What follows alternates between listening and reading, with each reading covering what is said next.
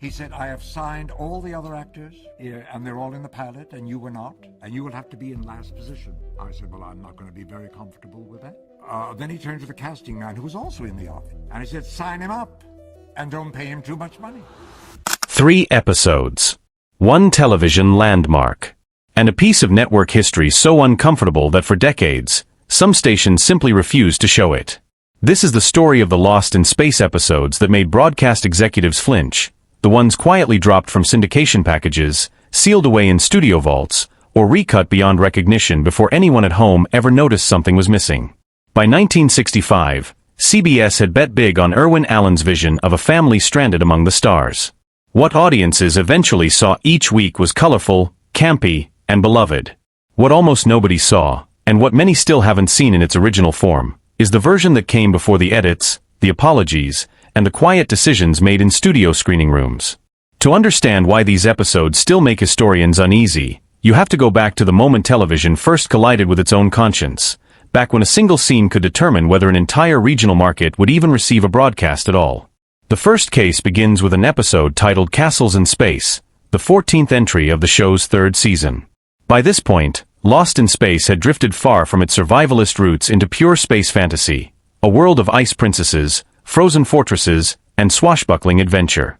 On paper, it read like harmless children's entertainment, the kind of light-hearted filler episode that filled out a season without controversy.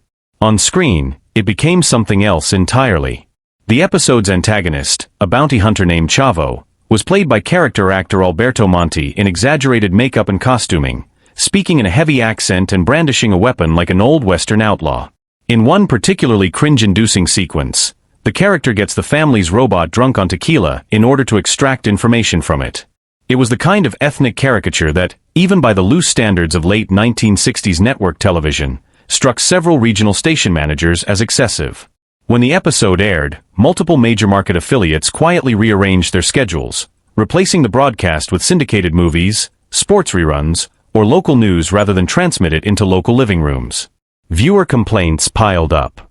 Station directors pushed back on the network, demanding higher standards for what got sent down the pipeline during primetime family hours. And in the years that followed, when local channels bought rerun packages for afternoon television slots, Castles in Space was frequently the one episode skipped over entirely, not because of any government mandate or formal decree, but because station programmers, burned once by public backlash, didn't want to relive it. For decades, that quiet, decentralized form of censorship meant an entire generation of syndicated viewers grew up never seeing it, even as the rest of the series played on a loop in almost every American media market, week after week, without incident. The second case is stranger still, because it involves an episode that, by some definitions, was never technically an episode at all. In 1965, Irwin Allen poured what was then an almost unthinkable sum, $600,000, into a single television pilot titled No Place to Hide.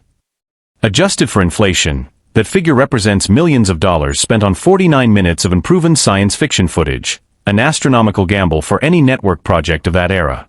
The pilot followed the crew of a vessel called the Gemini 12, a pioneer family thrown off course by a rogue meteor shower and stranded on a frozen hostile planet inhabited by towering Cyclops giants. It was designed as a serious, hard-edged survival drama, filmed with total scientific earnestness and not a hint of comedy, treating the cosmos with the same gravity a war film might treat the battlefield. When network executives screened the finished reel in a private viewing room, they didn't see a family show. They saw something cold, technical, and emotionally distant. A story with no villain to create internal tension and no robot companion to soften the danger with warmth or humor. Without either of those elements, the network feared the series would prove too bleak, too dry, and too frightening for primetime family viewing. Rather than air it as filmed or scrap the enormous investment entirely, CBS ordered Irwin Allen back to the sound stages to completely overhaul the concept, folding in a covert saboteur character and a mechanical companion that would eventually become two of the show's most beloved figures. The expensive sets were altered. New actors were brought in. Large portions of the original pilot were painstakingly re-edited, chopped apart, and blended with newly filmed material to create the far lighter, campier premiere that audiences actually saw that September. The original pilot itself was pulled from broadcast schedules before it ever reached the public, sealed away, and functionally erased from the show's origin story for nearly 3 decades. It didn't resurface in any meaningful public way until years later, when clips and eventually more complete cuts began circulating among dedicated collectors, and later still, through archival home video releases. For years, the true first chapter of Lost in Space existed only as a rumor among hardcore fans, a ghost pilot that network executives had effectively disappeared rather than let viewers see the show they thought they were being sold. The third case is less about outright suppression and more about a slow collective decision to forget.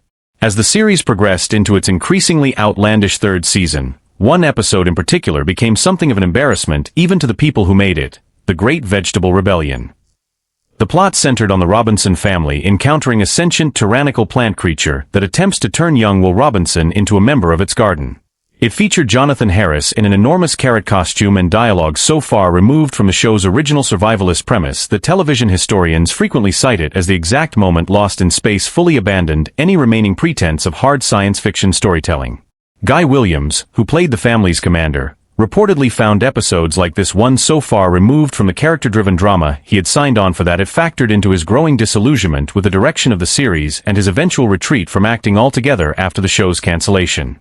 While no station ever formally blacked out The Great Vegetable Rebellion the way affiliates did with Castles in Space, the episode became something of an unofficial pariah in fan circles and clip compilations, routinely mocked in retrospectives, frequently cited in worst episodes of all time lists, and often quietly skipped in best of marathons and highlight reels precisely because it embodied everything critics said had gone wrong with the show's ambition.